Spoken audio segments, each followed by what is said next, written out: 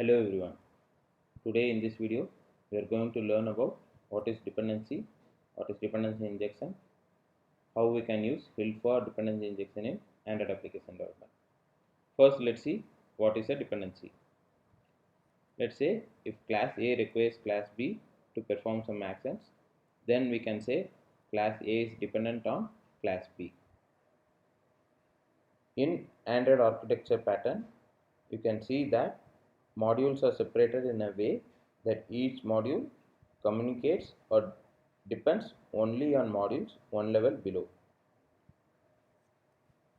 In this case, activity and fragment depends on view model, and view model depends on repository, and repository can have uh, multiple sources of data like local DB as well as remote API service. And repository is responsible for making the API calls, and it will fetch and cache the data, and it will pass the data to the view model, and view model will pass the data to the activity or fragment using live data. In this case, repository needs both local DB service and remote API service.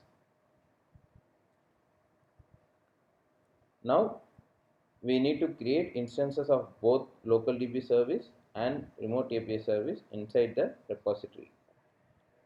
It makes the repository hard to test and reuse. To avoid this, instead of creating instances of dependencies inside the classes, we can create instances of dependencies outside the class and pass it via constructor to the required class. In this case, we can create instance of class B and pass it to class A in the constructor. This makes class A testable and reusable. Similar to this, we can pass instances of web API service and local DB service to the repository class. This method is called as manual dependency injection, and this method also has some cons. First, let's see the pros. It loosely couples the classes, and it increases the reusability of the classes, and it also makes the classes testable. Coming to the cons, to initialize a class, we still need to create instances of the dependencies manually, which will create a lot of boilerplate codes. For example, if we want to use this class A in multiple other classes, then we also need to create instance of class B and pass it to the class A. It creates lots of boilerplate codes, and it makes harder to manage. To overcome these, there are several libraries available that creates dependencies in the compile time and inject the dependencies to the required classes. Dagger is a dependency injection library that creates and provides the required dependencies to the required classes.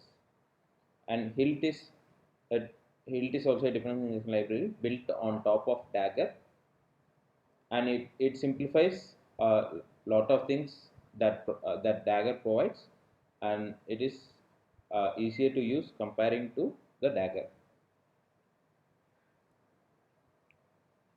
In this video, we are going to see how we can integrate HILT for dependency injection.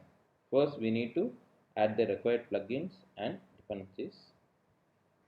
All applications that uses HILT must have an application class annotated with @HILT Android app. This will create a dependency container attached to the application lifecycle. It will provide dependencies to the required classes. HILT can provide dependencies to other Android classes that have the @Android entry point. If you annotate an Android class with Android entry point, then you also must annotate Android classes that depend on it. For example, if you annotate a fragment, then you must annotate any activities where you use that fragment. @Android entry point annotation generates an individual HILT component for each Android classes in your project. These components can receive dependencies from the parent classes. And we also need to annotate view models with @hilt view model to let hilt know that this view model has dependencies. Now we have created a hilt application and defined a container for classes. Next, we need to get the required dependencies from the containers. For that, we can inject the dependencies via constructor, or we can inject in as a field, or inject to a field variable.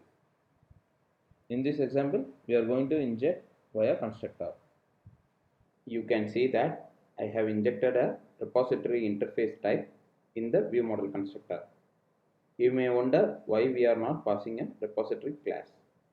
This is to make the view model testable and reusable. If we inject a class type, then the view model will accept only the class type.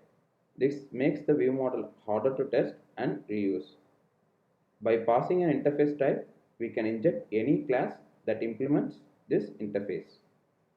Let me give you a real-time example. The responsibility of repository is to fetch and cache data from remote and local DB service.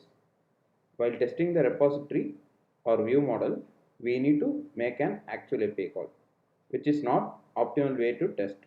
Instead of making an actual API call, we can create a fake repository class with same functionalities of the actual repository.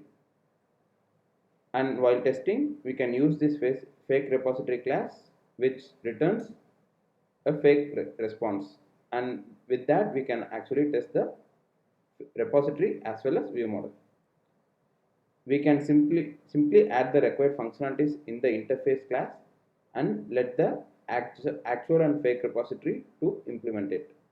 This way, when we update the functions in the interface, it will be easy to update in both repositories. I will tell you how to do that.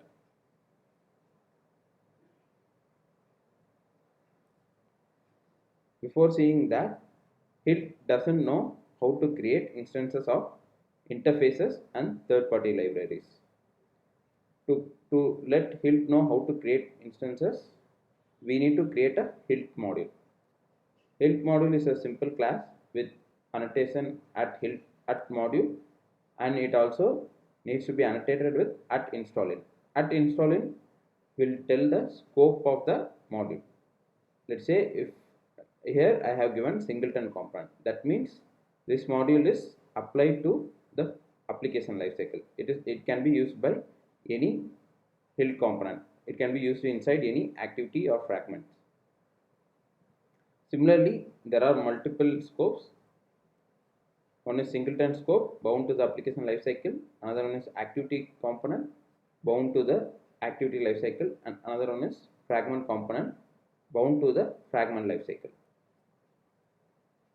In this, we simply need to create a function, and the return type tells the Hilt what is the type of instance it is creating, and we can simply return the we can simply inside the function body we can tell Hilt how to create that. In this case, the return type is login repository interface, and we are returning login repository instance of a class. This login repository implements this login repository interface, and the annotations @singleton and @provides tell Hilt this instance is created once for the application, and @provides tells this function needs to be injected in the required classes. Similar to this, we can create multiple modules that can be installed in specific components. Like while testing, we can create a module, and we can have the same functionalities similar to app module, and instead of passing the actual repository, we can simply pass a fake login repository. In this, you can see that we are replacing this app module class and installing it in test. While running a test case, the Hilt will inject Hilt will replace this app module with this test module, and it will provide the required dependencies from this test module. That's it. We have came to the end of this video. If you like this content, please do like, share and subscribe to our channel, and you can post your queries and comments below. Thank you for watching.